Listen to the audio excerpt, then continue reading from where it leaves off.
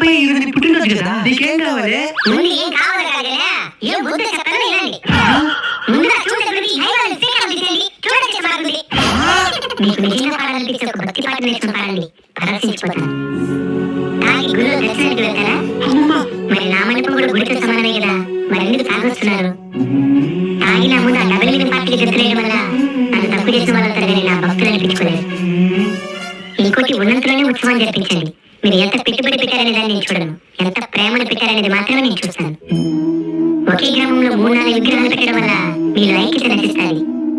అందరూ కలిసి మెలిసి ఒకే విగ్రహాన్ని పెట్టి పూజించండి. నేను మీరు ఐక్యతకి కారణం అవ్వాలి కానీ గొడవలకి కాదు. స్వామి, మేమైతే తాగి రావడం, డబుల్ మీనింగ్ పాటలకి డాన్స్ వేయడం ఇవేవి చేయలేదు స్వామి. అందుకే కదనైనా నేను ప్రత్యక్షమై మీతో మాట్లాడుతున్నది. మీరు నాకు బాగా నచ్చారు. ఏదైనా ఒక వరం కోరుకోండి, ఖచ్చితంగా తీరుస్తాను. స్వామి, నీ పుట్టినరోజు నాడు కూడా విజయవాడ అమ్మవాసులు వరదలు ఇబ్బంది పడుతున్నారు స్వామి, వాళ్ళకి తోడుగా ఉండు స్వామి. తదాస్తు.